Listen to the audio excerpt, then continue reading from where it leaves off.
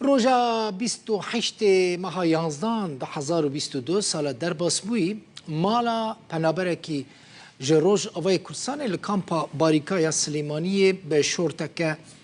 کهربه شوتی بو دوی شواته ده ادریس عبدالله دکاری بو جیان خواه و جیان زاروکین خواه رزگار بکه لی همو تشتین کدمالا ویده بون کومر شوتی بون چوبون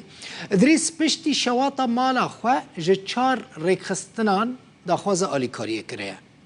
سوز دانوی گوتنه همی آلیکاریت بکن لی چه آلیکاری کرنه تنه چند دوشک و بطانیک و صوبایک دانوی لهین مالاوی و کامایه ادریس کو د شر سوریه ده پرچه کی توپکه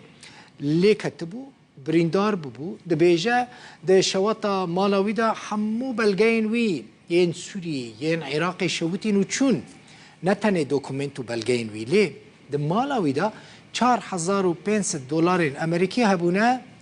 او جی شوتین او چونه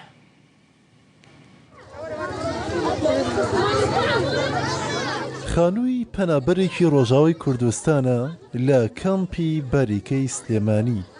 کە بەهۆی شۆرتی کارەباوە تەواو سووتە. دوای زیاتر لە 2 مانگ لە سووتانی خانووەکەیان بە ناچاری خانەوادەکەی ئیدریس هاتوونەتەوە بۆ ژیانکردن تێیدا چونکە بێئومێد بوون لەوەی خانووەکەیان بۆ نۆژەن بکرێتەوە. مستەمسەکاتی سووری لەگەڵ مستەمسەکاتی کوردستان کامل سوتاوە هیچیم پێ نەماوە 25 وەڕاکەی کە ئیشی 6 ساڵ لێرە کردم لەگەڵ پەرەی ئاڵتوونەکە بای 20 وەڕاکەکەی نێزیکە 45 وەڕاکەکەن بە کاملی ئەوانە کامل سوتاوە ئەشیای ناوماڵ سەلاجە بوو فرم بوو هیتەر بوو مەنجەلی کارەبایی بوو غازی ماڵ بوو. ئیدریس و هاوژین و دوو منداڵەکەی ئێستا لە خانووی ماڵی براکەی دەژین لەگەڵ 8 کەسی دیکە. بەهۆی ئەوەی لە جەنگی سووریا بریندار بووە ناشتوانێت کاری قورس بکات. ئێژێ و پێوێ فەقەراتی ولۆ بوون چوو گەڵ تەختۆرە حەبکی باش بوو کارێکی گران دکرد دیسە دەهات مەلهەم و دەرزی و حەب بوون مەگۆلا و کارێ گران بەسۆک پشتی خانی شەوتی و پێوێ دەستی وی نەماڵ کار گەڕیا دەربەکێڕ تم و دایژی مەزعوج. محەممەد کوڕە بچووکەکەی ئیدریس لوێک لەسەریدایە و نەخۆشیەکەی ئەویش ژیانی خانەوادەکانی سەختتر کردووە ئەمە جگەل لەوەی ئەوەی کە پەیدایان کردبوو بە کارکردن بۆ چارەسەری نەخۆشیەکەی محەممەد لە خانووەکەیان هەمووی سووتە. ئیدریس لە دوای سووتانی خانووەکەی لە دەرگای 4 ڕێکخراوی داوە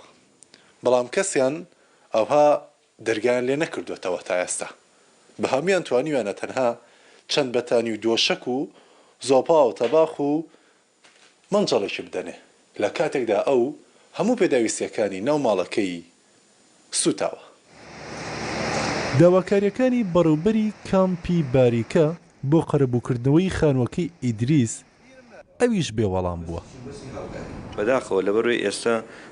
ڕێکخراوەکان هاوکاریەکانیان ئەتوانین بڵێن زۆر کەم بۆتەوە هۆکارێکی شەکە ناتوانین ئێستا هاوکاری ئەو خێزانانە بکەن کە تووشی ئەو حاڵەتە ئابن. ئیدریس چاوەڕوانی ڕێکخراوە خێرخوازیەکان و پەنابەرانە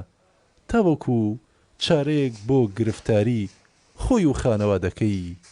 پەیدا بکەن. هۆرمان ڕەفعەت ڕوودا و کەمپی باریکە سلێمانی.